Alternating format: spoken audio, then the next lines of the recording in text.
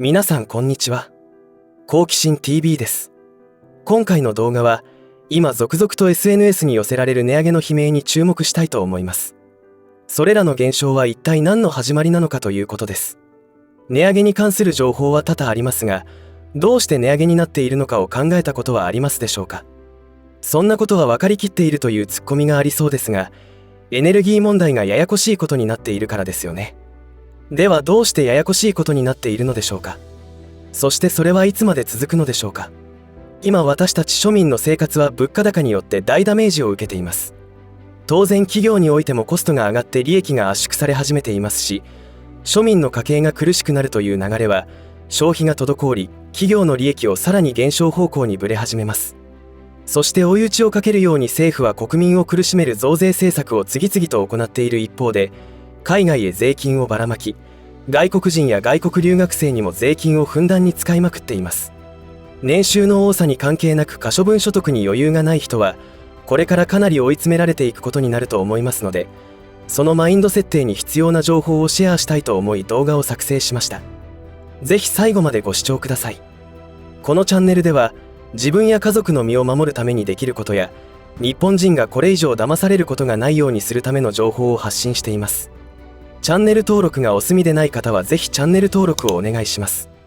さて、ここ最近 SNS を眺めていると家賃の値上げに対する悲鳴が目立ってきたように思います。そしてそれは同時に値上げを実感する人たちが増えてきているのではないかと感じています。スーパーでの食材の値上げやステルス値上げと言われているものは、買い物をする機会がない人にとってはあまり実感はないのかもしれません。特にコンビニで買い物をしている人たちはスーパーに比べていつも高いわけだし、ステルス値上げと言われている内容量の変化にも生活感というものが薄い人にとっては気がつきにくいかもしれません。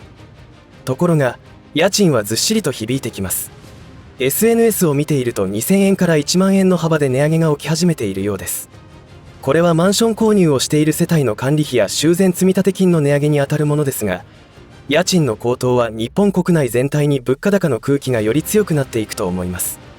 この動きは個人だけでなく、企業のオフィスや飲食業などの個人事業主の店舗家賃も含まれるので、資本力のある企業、利益の上がっている企業以外はかなりのダメージを受けることになります。これらのことから今後企業の倒産ラッシュを予想している人もいますよね。この動きは日本特有かというとそんなことはなくて、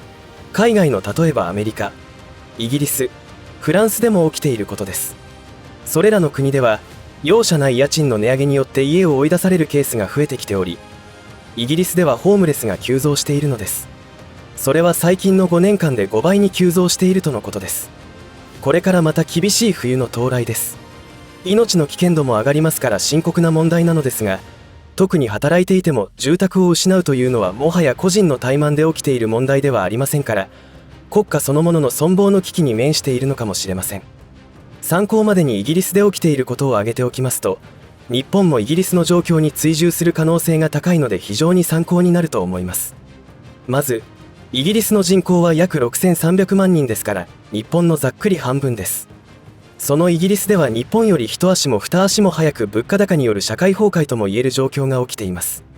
それらの報告は FCA という金融行動監視機構の調査によっても明らかになっています。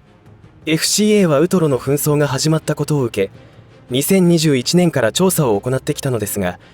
2022年9月からは2桁の物価上昇を続けており、2023年1月までのたったの半年間で国内で料金支払いや債務返済を履行できなかった成人は560万人にも達しており、2021年5月の前回調査の420万人から急増したといいます。これらの背景にはイングランド銀行の利上げによって住宅ローンの返済などが増えたことと、家賃の値上げにあった人は 34% にも達していたことがあるということです。これらのことは日本でも十分起きうることになります。カードローンや各種公共料金、住宅ローンなどの債務不履行が560万人もいるという状況は、人口比で考えると日本では1120万人も発生することになるかもしれません。東京の人口が1400万人ですから、なんとなくのイメージで東京にいるほとんどの人が支払い滞納者になっているということになります。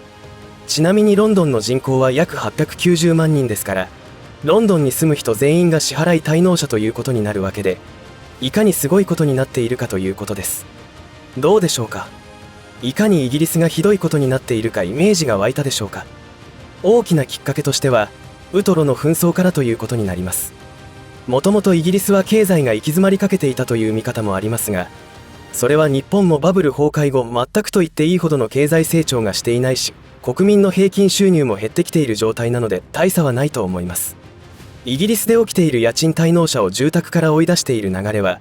大家さんも空き家が増えて共倒れになるのではないかと思いますが、他に借り手がいるから追い出せるのでしょう。このことはもう少し詳しく言うと、イングランド銀行の利上げによって不動産投資の利回りが急激に悪化し、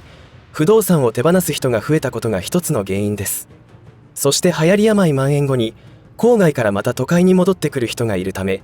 需要はあるが賃貸物件数が足りなくて家賃高騰に拍車がかかっているという状況です。だから家賃滞納者はどんどん追い出されているということになっているというのです。やはりこういった経済のダメージは利上げから起きているのですが、日本はどうかというと、今後金利が上がる気配はありますので、